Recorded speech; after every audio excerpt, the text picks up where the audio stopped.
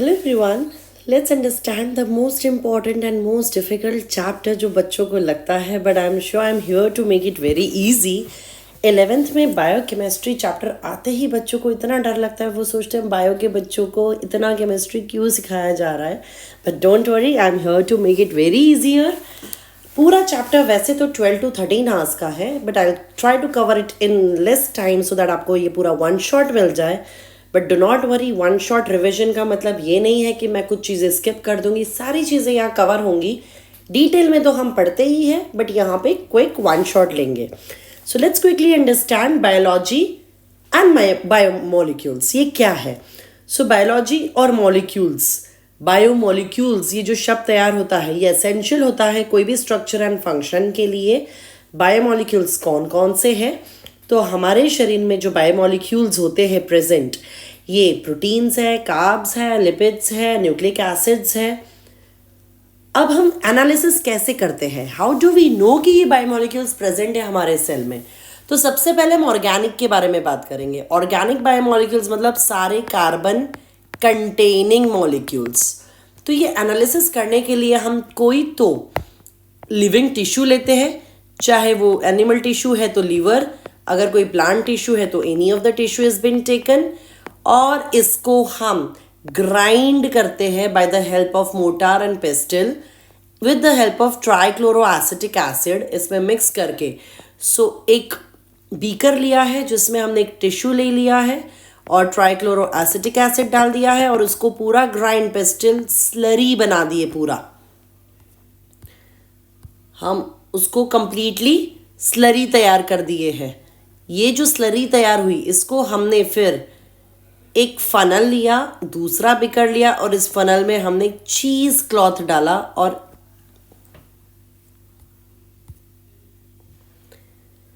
चीज क्लॉथ डालने पर हमने इसको इस तरह से यहाँ पे पोर किया.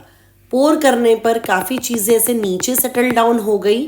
सो strain slurry to obtain two sections and two sections, कुछ ऊपर चीज़ें रह गई है. तो ये जो ऊपर चीज़ें रह गई है वो फिल्टर होके नहीं आ पाई, रिटेन हो गई ऊपर ही. Hence this are called as retentate. Plus वो एसिड में, ट्राइक्लोरोएसिडिक एसिड में सोल्यूबल नहीं हो पाई, hence they are called as acid insoluble pool.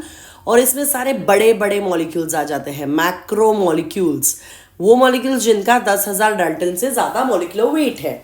जबकि फिल्टर होके जो नीचे आया वो सारे फिल्ट्रेट कहलाएंगे और एसिड में सोल्यूबलाइज हो पाए, हेंस एसिड सोल्यूबल पूल कहा जाएगा. ये सारे बायोमोलिक्यूल्स कहे जाते हैं और इनका molecular weight is less than 1000 Dalton's. अब हम क्लासीफाई करते हैं बायोमोलिक्यूल्स को कौन सी बेसिस पे? So it is on the basis of, कुछ मॉलिक्यूलर साइज में छोटे हैं ऑल्सो कॉल्ड एज माइक्रोमोलिक्यूल्स, कुछ मॉलिक्यूलर साइज से बड़े हैं कॉल्ड एज मैक्रोमोलिक्यूल्स. सो जो छोटे हैं उनमें सारे मोनोमेरिक कंपाउंड्स आ जाते हैं, ऑल मोनोमेरिक, जबकि मैक्रो में सारे पॉलीमेरिक कंपाउंड्स आ जाते हैं. माइक्रोमोलिक्यूल्स में जैसे अमाइनो एसिड्स हो गया, सिंपल शुगर्स हो गया, न्यूक्लियोटाइड्स हो गया, ये सारे मोनोमेरिक है. जबकि मैक्रोमोलिक्यूल में पॉलीसैकेराइड्स है, प्रोटीन्स है, न्यूक्लिक एसिड्स है, दिस आर मैक्रोमोलिक्यूल्स. लिपिड्स को हमने कहीं पे भी नहीं डाला है, इसको अलग से हम स्पेसिफाई करेंगे कि लिपिड स्ट्रिक्टली मैक्रोमोलिक्यूल नहीं है. Even though it is under retentate, it doesn't come under the filtrate, it comes under retentate. फिर भी वो मैक्रोमोलिक्यूल नहीं है बिकॉज उसका मॉलिक्यूलर वेट 800 डाल्टन से भी ज़्यादा नहीं है. So according to the logic it should come under micro, but उसके हाइड्रोफोबिक नेचर की वजह से वो एसिड इनसोल्यूबल पूल में चला जाता है. साथ ही साथ लिपिड सेल मेम्ब्रेन्स में प्रेजेंट है, कुछ और मेम्ब्रेन्स में जैसे न्यूक्लियर मेम्ब्रेन हो गई, ऑर्गेनेल मेम्ब्रेन्स हो गई, उनमें भी प्रेजेंट है. ये जब ब्रेक होते हैं पीसेस में तब वो वेसिकल्स बना लेते हैं and this vesicles are not water soluble, hence they come under acid insoluble pool, hence they come under the retentate part, but strictly they are not macro molecules. Cell में composition क्या है? तो सबसे ज़्यादा as we can see from here, pie chart के form में हम देख सकते हैं सबसे ज़्यादा पानी है, 70 to 80% और राधा एनसीईआरटी से 70 to 90% सेलुलर मास वाटर का है. प्रोटीन्स नेक्स्ट है, यहाँ ऑरेंज में जो दिए हैं 10 to 15%. नेक्स्ट इज कार्ब्स जो यहाँ ग्रे में दिए हैं 3%. नेक्स्ट इज लिपिड्स जो यहाँ येलो में है. न्यूक्लिक एसिड्स 5 to 7% है, अच्छा खासा कॉम्पोजिशन है. एंड देन आयंस और इलेक्ट्रोलाइट्स जस्ट 1% है. इस कंपोजिशन को बेटा या तो इंक्रीजिंग या तो डिक्रीजिंग ऑर्डर में याद रखना बहुत ज़्यादा ज़रूरी है, because questions can be asked on this. So इसको हम कैसे याद रख लेंगे? इसका ट्रिक है high power nuclei. High starts with H, so इसको पानी समझ लो. स्टार्ट्स विथ H, वाटर सबसे ज़्यादा हाई वाटर है. पावर यहाँ P जो है इट इज प्रोटीन्स. NU जो है वो न्यूक्लिक एसिड है. C जो है कार्ब्स है. L जो है लिपिड है. E और I जो है या तो वो इलेक्ट्रोलाइट्स बोलो या तो उसे आयंस बोलो. It's one and the same thing. So water जो है वही 70 to 90% है. Then comes protein 10 to 15%. Then comes nucleic acid 5 to 7%, carbs 3, lipids 2 and electrolytes और ions just 1%. इस तरह से इसको याद रख लो. ये हमारा हाई पावर न्यूक्लियाई जो ट्रिक्ट है उसको डिक्रीजिंग ऑर्डर में हम समझे हैं. बट अगर इंक्रीजिंग पूछा जाए तो इलेक्ट्रोलाइट्स पहले आएंगे, फिर लिपिड्स आएंगे, फिर कार्ब्स आएंगे and so on. Make sure to just remember this composition of cells. Same diagram is given over here. 70% पानी है, रिमेनिंग 30% सारी चीज़ें. उन सारी चीज़ों में प्रोटीन्स है, स्मॉल मॉलिक्यूल्स है, RNA है, दैट इज न्यूक्लियोटाइड, कार्ब्स है एंड सो ऑन. अभी हम जो पढ़े वो ऑर्गेनिक सब्सटेंसेस का एनालिसिस था. अब हम इनऑर्गेनिक सब्सटेंसेस का एनालिसिस कैसे करेंगे? तो उसका एनालिसिस बेटा ऐश की मदद से होता है. ऐश का मतलब होता है राख, राइट. कोई चीज़ जला के रख दो और जो बची कुछ चीज़ रेमिनेंट रह जाती है आफ्टर द बर्निंग सेशन, उसको हम ऐश कहते हैं. इसका एनालिसिस कैसे करना है? तो लिविंग टिश्यू का जो नॉर्मली हम वजन ले लिए उसको हम वेट वेट कहते हैं. जबकि इसी लिविंग टिश्यू को जब हम ड्राई कर देते हैं, जब सारा पानी इवापोरेट हो जाता है, उसे हम ड्राई वेट कहते हैं. सो एक इमेजिन करो, एक रोज है. ये रोज एकदम ताज़ा है, रेड रोज है. तब उसका जब मैंने वजन किया, दैट वजन वॉज वेट वेट. बट इस रोज को मैंने एक बुक में रख दिया एंड वो बुक में पेजेस के अंदर था. एंड वो पेजेस के अंदर जब था, 2-3 महीनों के बाद जब मुझे वो रोज मिला, वो एकदम फ्लैट हो चुका था, एकदम कड़क हो चुका था, एकदम ड्राइड अप हो चुका था. एंड जब उसका वजन लिया तब उसको हमने ड्राई वेट माना. अब हमने क्या किया? जो कड़क ड्राई हो चुका है रोज, उसको जला दिया. We burnt it. Now this tissue is fully burned. अब उसके अंदर जो भी कार्बन कंपाउंड्स होंगे वो सारे ऑक्सीडाइज होकर गैशियस फॉर्म में इवापोरेट हो गए, उड़ गए, जैसे कार्बन डाइऑक्साइड के फॉर्म में, वाटर वेपर के फॉर्म में सारे निकल गए. अब जो बच्चा कुछ रेमिनेंट था वो ऐश था. रेमिनेंट इज ऐश, जिसके अंदर सारे इनऑर्गेनिक एलिमेंट्स होंगे, जैसे कैल्शियम हो गया, मैग्नीशियम हो गया, सल्फर हो गया, सिलिका अगर प्रेजेंट होगा तो वो होगा एंड सो ऑन. तो इनऑर्गेनिक चीज़ हम कैसे कैलकुलेट करेंगे? कंपोजिशन एंड एनालिसिस ऑर्गेनिक का कैसे करेंगे? आई होप ये सभी को क्लियर है. इनऑर्गेनिक में अगर हम देखें तो अगर हम कंपेयर करें living and non living matter में एलिमेंट्स कैसे होंगे, inorganic as well as organic. So quickly ये याद रख लो बेटा कि यहाँ ये सारे एलिमेंट्स दिए हैं, उनका अर्थ क्रस्ट मतलब नॉन लिविंग मैटर में कंपोजिशन कितना है, percent weight, and then human body that is living matter में कितना है. सो ये आप याद रख सकते हो. चॉन्स आर मोर इन लिविंग, वेरेस बाकी रिमेनिंग जो चीज़ें हैं वो नॉन लिविंग में ज़्यादा है.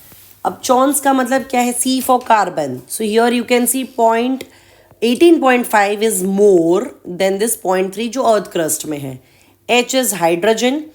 0.5 is definitely more than 0.1. O, 65% in human body is more than 46.6% which is there in earth crust. N is nitrogen जो 3.3% है, ह्यूमन बॉडी में ज़्यादा है कंपेयर टू अर्थ क्रस्ट जो कि बहुत लिटल है. S is sulfur not sodium.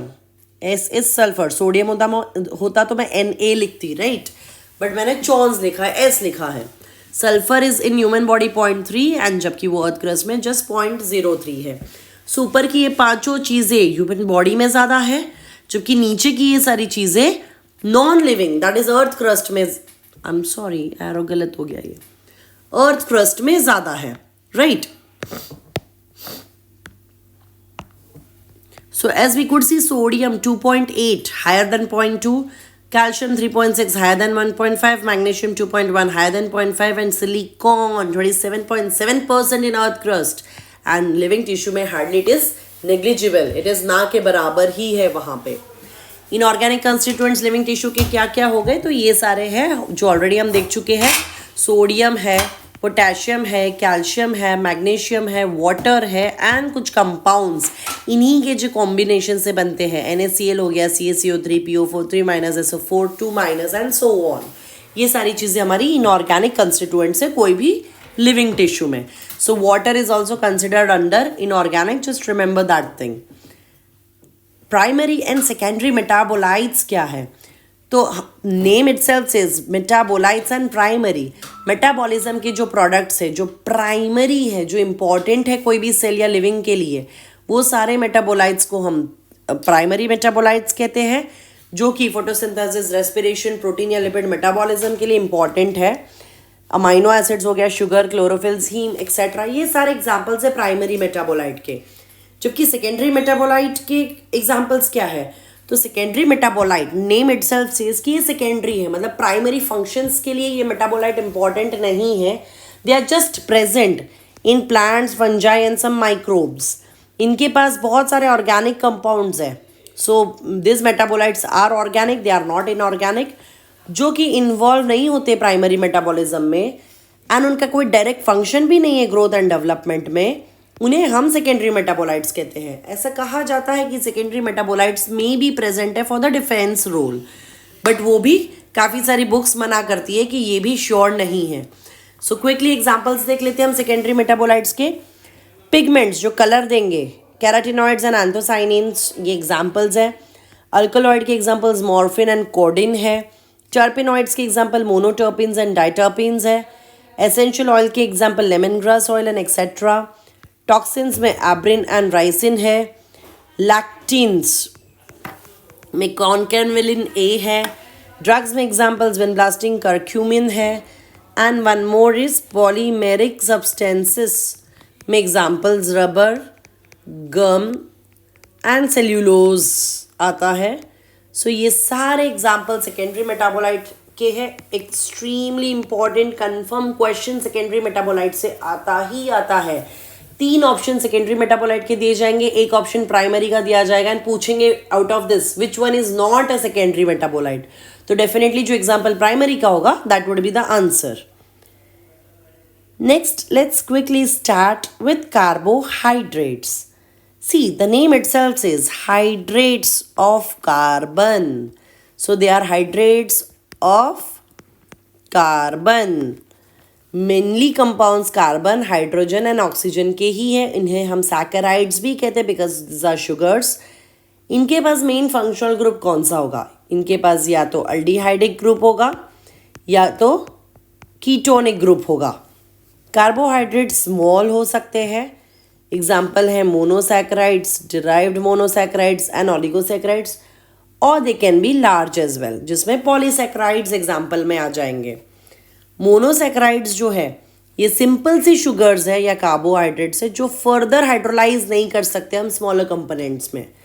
Further hydrolyse का मतलब क्या है, जस्ट मैं एग्जाम्पल दे रही हूँ. लेट्स से ग्लाइकोजन है जिसमें ग्लूकोज की लंबी सी चेन है.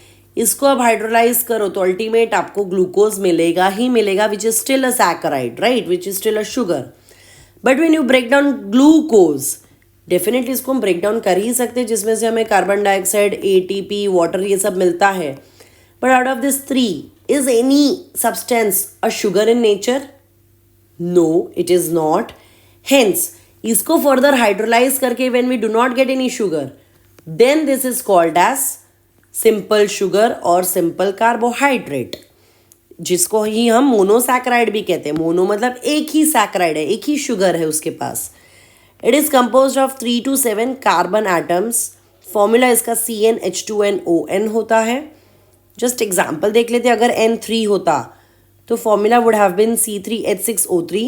ट्रायोसिस कहा जाता है इनको. Example is glyceraldehyde. जब N4 है C4H8O4, टेट्रोसिस कहा जाएगा. Example is erythrose. When N5 है C5H10O5 पेंटोसिस कहा जाएगा. Example is ribose which is present in RNA. N6 होगा तो C6H12O6 हेक्सोसिस कहा जाएगा इनको, जिसको हम glucose, fructose and galactose as examples ले सकते हैं. और N7 है तो फॉर्मूला वुड बी C7H14O7 हेप्टोसिस कहा जाता है उनको, and the example is sedoheptulose. ये हम मोनोसैकेराइड्स के बारे में बात कर रहे हैं. और अब यहाँ पे हम एग्जाम्पल के तौर पे लेंगे glucose. The most common example of monosaccharide to study is pentoses and hexoses both. तो ये हम एग्जाम्पल हेक्सोस का लिए हैं. ग्लूकोज के पास अल्डिहाइड फंक्शनल ग्रुप होता है. ग्लूकोज को हम डेक्सट्रोज भी कहते हैं because it is dextro rotatory in nature. वो राइट साइड को टर्न करता है बीम ऑफ लाइट को. उसको ग्रेप शुगर भी कहा जाता है बिकॉज मोस्ट ऑफ फ्रूट्स में फ्रुक्टोज होता है बट ग्रेप में ग्लूकोज होता है. कॉर्न शुगर भी कहते हैं बिकॉज मेज में इसकी क्वांटिटी बहुत हाई है. एंड ब्लड शुगर भी कहते हैं बिकॉज हमारे ब्लड में ग्लूकोज ही ज़्यादा पाया जाता है.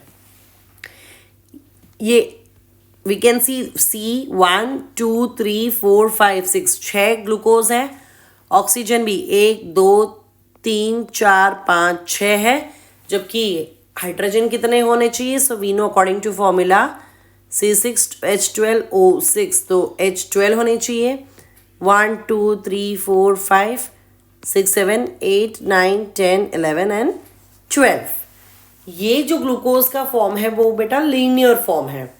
इसी को जब हम साइक्लिक फॉर्म में करेंगे तो हमें एक बीच में स्ट्रक्चर आता है which is called as hemiacetal and then ये साइक्लिकल फॉर्म में कन्वर्ट हो जाता है.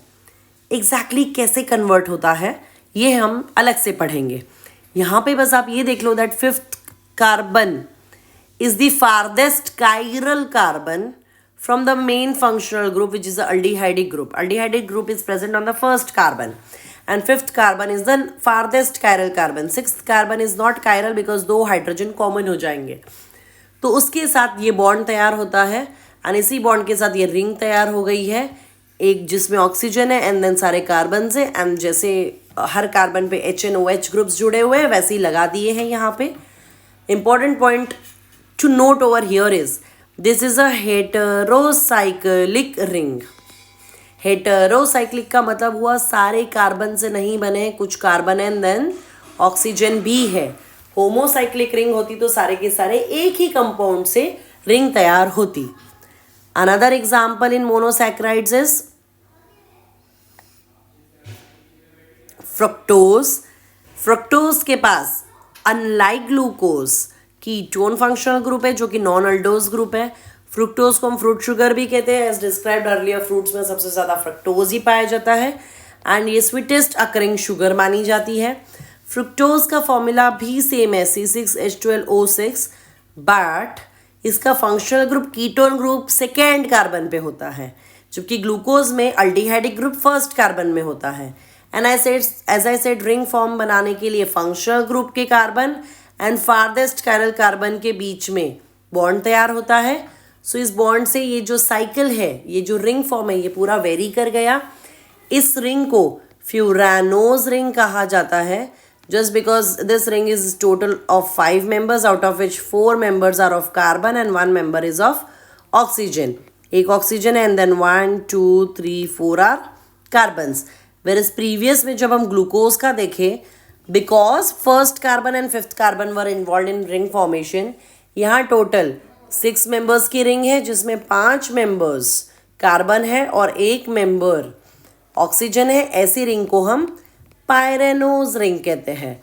So remember this pyranose ring and the furanose ring. Next example is of ribose जो कि आरएनए में प्रेजेंट है, एटीपी में प्रेजेंट है, एडीपी में प्रेजेंट है. राइबोज को अल्डोज शुगर भी कहा जाता है because it has aldehyde as functional group that too on first carbon. इसके पास अल्डिहाइड है. तो यहाँ हम देख पा रहे हैं कि रिंग फॉर्म बनाने के लिए टोटल कितने मेंबर्स लगे? 1 2 3 4 5. Just 5 members out of which 4 members are carbon and 1 member is of oxygen. ऐसी रिंग को हम you guys already know it is called as furanose ring. अगर आप लोगों को लीनियर फॉर्म से रिंग फॉर्म कैसे बन रहा है ये समझना है तो do let me know separately, उसका हम सेपरेट स्टडी या क्लास लगा लेंगे। टेस्ट मोनोसैकेराइड्स का देख लो हम कैसे करते हैं। तो फेलिंग्स रिएजेंट एंड बेनेडिक्स रिएजेंट होता है जिसके अंदर Cu2+ होता है जो ब्लू कलर देगा। तो रिएजेंट जिसके पास Cu2+ है एंड अगर हमने कोई सैंपल लिया जिसके पास मोनोसैकेराइड है, this monosaccharide will reduce Cu2+ into Cu+, and ये Cu+ का कलर जो होता है वो ब्रिक रेड कलर होता है आफ्टर हीटिंग। सो अगर ऐसे टेस्ट ट्यूब से आफ्टर हीटिंग ऐसा टेस्ट ट्यूब बन जा रहा है which means it is confirmed इस सैंपल के अंदर मोनोसैकेराइड्स थे। और मोनोसैकेराइड के examples are glucose, fructose, galactose, ribose and many more. Amino acids जो होते हैं वो मोनोमर होते हैं प्रोटीन्स के। So this are monomers and जो मोनोमर्स होते हैं वो सारे एसिड सोल्यूबल पूल में आ जाते हैं and they are also having no molecular weight, hence called as micromolecule. Amino acids methane के डेरिवेटिव्स होते हैं। Methane is CH4। ये चारों H में से 3 H रिप्लेस हो जाते हैं, एक H वैसे के वैसे रहता है। अब ये तीनों H किस फंक्शनल ग्रुप से रिप्लेस होते हैं? तो एक फंक्शनल ग्रुप होता है अमाइनो, दूसरा फंक्शनल ग्रुप होता है कार्बोक्सिलिक एसिड, इसी पर से इनका नाम पड़ा अमाइनो एसिड, और तीसरा फंक्शनल ग्रुप R ग्रुप होता है। ये सारे फंक्शनल ग्रुप प्रेजेंट होते हैं सेम कार्बन पे, that is alpha carbon, that is what is written over here. These are organic compounds which have amino and carboxylic group on same carbon and that carbon is alpha carbon. अब amino acids की जो physical and chemical properties होती है वो यही 3 group की वजह से होती है, R group, amino group and carboxylic acid group. यहाँ H फंक्शनल ग्रुप का कोई खास रोल नहीं होता है।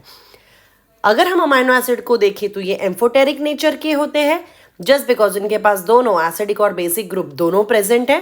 साथ ही साथ वो ज्विटर आयनिक फॉर्म में भी एग्जिस्ट करते हैं। ज्विटर आयन का मतलब क्या हुआ? तो ये जो सेंटर में दिया है दिस इज ज्विटर आयन, जिसके पास पॉजिटिव चार्ज भी होगा, नेगेटिव चार्ज भी होगा। ये रिवर्सिबल रिएक्शंस होते हैं। ये कटायनिक फॉर्म में भी बन सकता है जिसके पास बस पॉजिटिव चार्ज होगा, ये अनायनिक फॉर्म में भी बन सकता है जिसके पास बस नेगेटिव चार्ज होगा। नाउ हमारी बॉडी में we know that pH variable थोड़ा हो सकता है। Buffer is the best blood is the best buffer system जो pH को मेंटेन रखता है और उसके अंदर के अमाइनो एसिड्स को वो इंटरचेंज करवा के वो बेसिक एनवायरनमेंट में एसिडिक अमाइनो एसिड बना देगा एंड एसिडिक एनवायरनमेंट में बेसिक अमाइनो एसिड बनवाएगा। बट ऐसे करने के लिए उसको ज्विटर आयनिक फॉर्म से पास होना पड़ेगा। हेंस ये ज्विटर आयनिक फॉर्म एग्जिस्ट करना अमाइनो एसिड्स के लिए काफ़ी ज़्यादा इम्पॉर्टेंट माना जाता है। अगर हम टोटल अमाइनो एसिड्स देखें तो there are actually more than 170 amino acids जो हमारे सेल में होते हैं। But all the amino acids do not form proteins.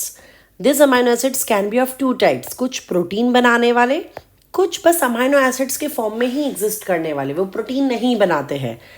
Protein बनाने वाले हार्डली सिर्फ 20 अमाइनो एसिड्स है, जबकि नॉन प्रोटीन वाले अप्रॉक्स 150 अमाइनो एसिड्स है। इनमें से कुछ एग्जाम्पल देख लेते हैं, ornithine, citrulline, gamma amino butyric acid, penicillin and etcetera and there are many more. जो 20 अमाइनो एसिड्स प्रोटीन को कोड करते हैं ये कौन से हैं? Of course we are interested in them. तो हम ये सारा टेबल पढ़ेंगे प्रोटीन फॉर्मिंग अमाइनो एसिड्स का। ये सारे non polar aliphatic R group containing वाले हैं। If you observe over here सभी में ये पार्ट कॉमन है। Every amino acid has 1 carboxylic acid group, 1 amino group and 1 hydrogen group. R functional group सब में वेरिएबल है जिसकी वजह से सारे के सारे अमाइनो एसिड्स अलग अलग होते गए। R ग्रुप अगर H है तो वो ग्लाइसिन है, R ग्रुप CH3 है तो वो एलेनिन है, R ग्रुप CH3 है तो वो वेलिन है and so on. Leucine, methionine, isoleucine ये सारे aliphatic R group containing amino acids हैं। Now if you observe polar and uncharged R group कौन कौन से हैं तो we can see your serine जिसके पास CH2OH अल्कोहलिक ग्रुप है OH। यहाँ एक थ्रियोनिन है, यहाँ सिस्टीन है, cysteine has sulphur in it. Proline है, एस्पार्जिन एंड ग्लूटामिन, ये दोनों जो है aspartic acid and glutamic acid, this are acidic amino acids. यहाँ पे हम देखेंगे जो पॉजिटिवली चार्ज्ड है, विच मीन्स ये सारे हमारे अल्कलाइन नेचर के अमाइनो एसिड्स हो गए। Lysine, arginine and histidine are examples of basic और alkaline amino acids. Acidic amino acids के एग्जाम्पल है एस्पार्टेट एंड ग्लूटामेट और aspartic acid and glutamic acid. Whereas ये सारे अरोमेटिक अमाइनो एसिड्स है जिनके पास रिंग्स है। ये है फिनाइलएलेनिन, ये है टायरोसिन और ये है ट्रिप्टोफैन जिनके पास रिंग वाले स्ट्रक्चर्स प्रेजेंट है। Next if we again see aromatic acid में एग्जाम्पल फिनाइलएलेनिन, टायरोसिन है। हेट्रोसाइक्लिक में example proline, hydroxyproline, histidine and tryptophan है। हेट्रोसाइक्लिक का मतलब क्या होता है? ऐसी साइकिल है, अगर मैं बस ऐसे दिखाऊं तो इट इज अंडरस्टूड कि सारे कॉर्नर्स कार्बन के हैं, but when I specify like this, एक नाइट्रोजन आ गया तो कुछ कार्बन है और कुछ नाइट्रोजन भी है। सो ये होमोसाइक्लिक सिर्फ कार्बन्स की नहीं है, it is heterocyclic, it has carbons as well as nitrogens. Aliphatic amino acids में further types neutral, acidic and basic. Basic में arginine, lysine and histidine examples हम देख चुके। एसिडिक में aspartic acid, glutamic acid we have already seen. Neutral में hydrocarbon side chain वाले glycine, valine, alanine, leucine, isoleucine है। Sulphur containing cysteine, cystine, methionine है and hydroxylic containing वाले serine and threonine है। ये एग्जाम्पल्स सारे याद रखने हैं, इट इज एक्सट्रीमली इंपॉर्टेंट, इस पे क्वेश्चंस बिल्कुल बनते हैं। जिनके पास सल्फर है याद रख लो सिर्फ 2, सिस्टीन एंड मिथ्योनिन। न्यूट्रल सारे याद रख लो। Acidics are only 2, glutamic acid, aspartic acid. Basic 3 है, arginine, lysine and histidine. Aliphatic leucine, isoleucine, glycine, valine, alanine. Aromatic जिनके पास रिंग्स है, phenylalanine, tryptophan, tyrosine and histidine. So histidine common हो जाता है बेसिक में भी, साथ ही साथ अरोमेटिक अमाइनो एसिड्स की कैटेगरी में भी आता है। अब अमाइनो एसिड्स कुछ असेंशियल होते हैं, कुछ नॉन असेंशियल। असेंशियल का मतलब it is very important to take them through diet, क्योंकि हमारी बॉडी उसको सिंथेसाइज नहीं कर सकती है, so it is very essential to take them through diet. ये आवर बॉडी सिंथेसाइजेज देम, थोड़ी बहुत मात्रा में सिंथेसाइज कर लेगा, तो डाइट में नहीं मिलेगा तो भी चल जाएगा, hence they are non essential. Essential amino acids ऐसे याद रख लो, private, Tim, hall. P stands for phenylalanine, V stands for valine, T stands for tryptophan, next T stands for threonine, I stands for isoleucine, M stands for methionine, H stands for histidine जो यहाँ लिखा नहीं है, जो semi essential category में चला जाता है। A stands for arginine, again वो भी सेमी एसेंशियल में है। L and L are lysine and leucine. So if you observe HA essential में भी आते हैं, एक्चुअली वो पहले सेमी एसेंशियल होते हैं छोटे बच्चों में, एंड देन बड़ों में आते आते वो एसेंशियल बन जाते हैं, इसीलिए हम सेमी एसेंशियल कैटेगरी भी अलग से लिखते हैं। सो ये सारे एसेंशियल है, जो हमने स्पेसिफाई नहीं किए वो ऑटोमेटिकली सारे नॉन एसेंशियल कैटेगरी में चले जाएंगे। कुछ अमाइनो एसिड्स के फंक्शंस देख लेते हैं हम लोग। ग्लाइसिन का काम बहुत इंपॉर्टेंट है हीम सिंथेसिस में। टायरोसिन का रोल थायरॉक्सिन हार्मोन में इंपॉर्टेंट है, डोपामिन, मेलेनिन, कैटेकोलामाइंस बनाने के लिए इंपॉर्टेंट है। Tryptophan melatonin hormone, serotonin, niacin, indole acetic acid बनाने में इंपॉर्टेंट है। हिस्टिडिन प्रीकर्सर है हिस्टामाइन का। एलिनिन प्रीकर्सर है vitamin B5 and coenzyme A का। अमाइनो एसिड्स ऑर्गेनिक एसिड्स बनाते हैं जो ग्लूकोज बना सकते हैं ग्लूकोनियोजेनेसिस की मदद से। शॉर्ट पेप्टाइड्स को हम एनकेल्फेलिन्स कहते हैं, जो हमारे सेंट्रल नर्वस सिस्टम में बनते हैं, जो रिसेप्टर्स को बाइंड करके एनर्जेसिया इंड्यूस कर सकते हैं। कुछ एक्सट्रीमली टॉक्सिक मशरूम पॉइजन्स भी होते हैं जैसे एमानेटिनेर, इन्हें भी हम पेप्टाइड्स के फॉर्म में ही जानते हैं। नेक्स्ट इफ यू ऑब्जर्व, इन्हीं अमाइनो एसिड्स का जब पॉलीमराइजेशन होता है, पॉलीमर्स बनने के बाद ये प्रोटीन्स कहे जाते हैं। Proteins are important heteropolymer. जैसे कार्ब्स में हमने पढ़ा कुछ होमोपॉलीमर थे, कुछ हेटेरो थे। होमो का मतलब सारे मोनोमेरिक फॉर्म एक ही थे, शायद ग्लूकोज ही या शायद से फ्रुक्टोज ही। इन्यूलिन वॉज एग्जाम्पल जिसमें monomer was only fructose. Glycogen was example जिसमें मोनोमर वॉज ओनली ग्लूकोज। तो ये एग्जाम्पल्स थे होमोपॉलीसैकेराइड के। लेकिन उसी में कुछ हेट्रो भी तो एग्जाम्पल्स में थे, जैसे पेप्टिडोग्लाइकन हो गया। But proteins are always only hetero, homo possible नहीं है। होमो का मतलब होता है एक ही प्रकार के अमाइनो एसिड के रिपीटेशन से प्रोटीन बनना। तो ऐसा हमारे बॉडी में कोई भी प्रोटीन नहीं है जो बस एक ही अमाइनो एसिड से बना हो, वो multiple types of amino acid से बनता है, hence called as heteropolymer. Large macromolecule है अमाइनो एसिड से बना हुआ। पॉलीपेप्टाइड चेन, इनकी मॉलिक्यूलर वेट 10,000 डाल्टन से ज़्यादा होता है, इसे हम प्रोटीन कहते हैं। सो इफ़ यू ऑब्जर्व, मैंने यहाँ देखो ये कार्बन के साथ अमाइनो ग्रुप जोड़ा है, यहाँ कार्बोक्सिलिक एसिड ग्रुप जोड़ा है, एक H ग्रुप है, दूसरा R ग्रुप की जगह H ग्रुप ही लिख दिया है। So this is glycine, simplest amino acid. यहाँ पे भी सेम ग्लाइसिन ही बनाया है, दूसरा ग्लाइसिन। अब इन ग्लाइसिन, दो ग्लाइसिन के बीच में पहले ग्लाइसिन का कार्बोक्सिलिक एसिड ग्रुप एंड दूसरे ग्लाइसिन का amino group comes together, releases water and forms a peptide bond.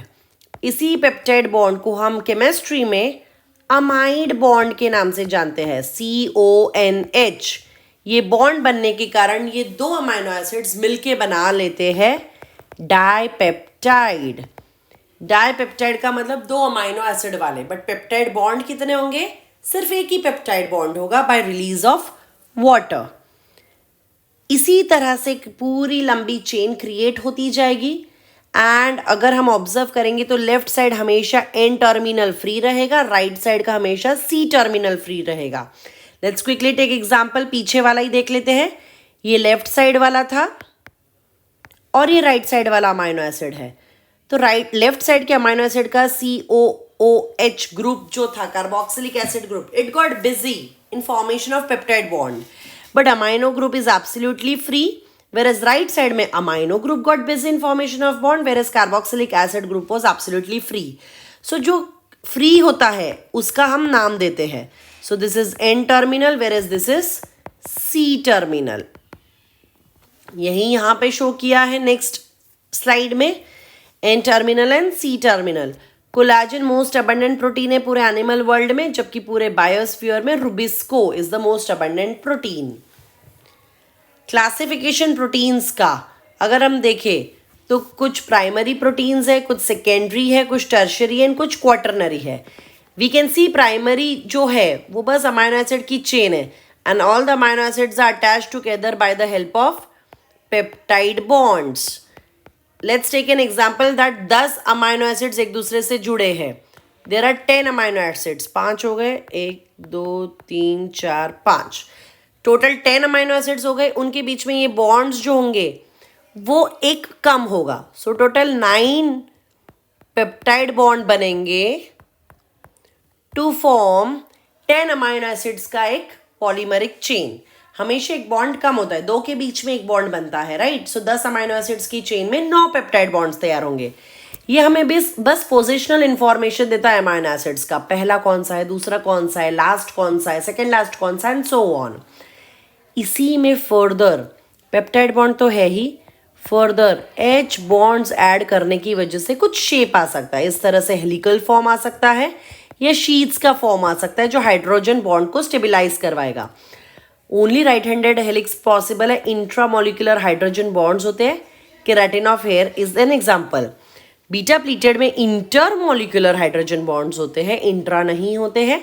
ये एग्जाम्पल फाइब्रोइन ऑफ सिल्क है। इसी फर्दर को सो बेसिकली इनमें सिर्फ पेप्टाइड बॉन्ड था, इनमें पेप्टाइड प्लस हाइड्रोजन था। टर्शरी फॉर्म में peptide plus hydrogen plus disulphide bonds होंगे to stabilise it. And extremely important, ये 3D स्ट्रक्चर देंगे।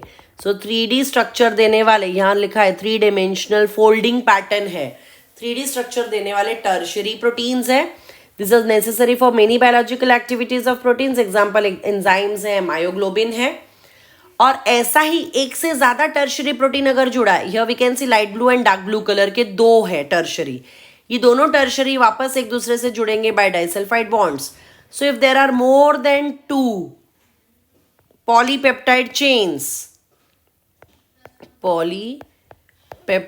चेन्स देन उनको हम कहेंगे क्वाटरनरी प्रोटीन्स, और इनमें एक से ज़्यादा पॉलीपेप्टाइड चेन होंगी जो स्टेबलाइज्ड है बाय डाइसल्फाइड बॉन्ड्स।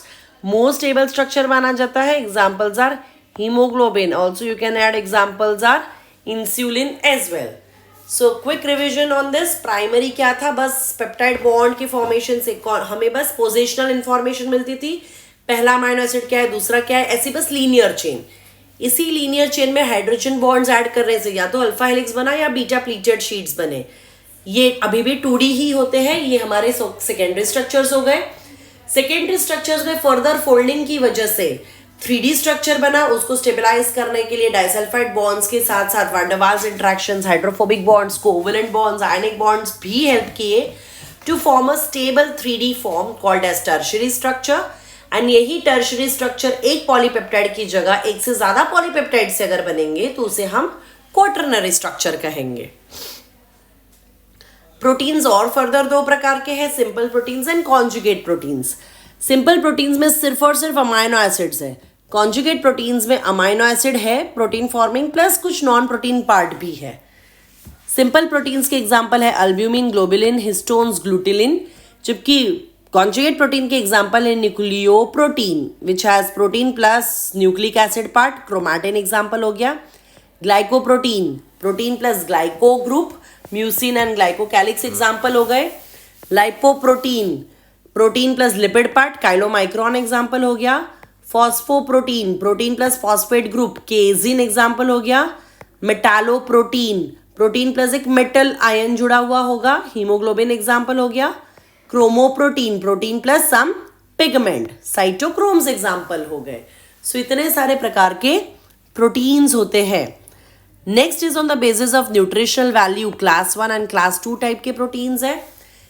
उन प्रोटीन्स के पास जिनके पास गुड बैलेंस है एसेंशियल अमाइनो एसिड्स का, उन्हें हम क्लास 1 प्रोटीन्स कहते हैं। ये हमें एनिमल सोर्स में से मोस्टली मिलते हैं, जैसे मीट हो गया या कोई डेयरी प्रोडक्ट्स हो गए।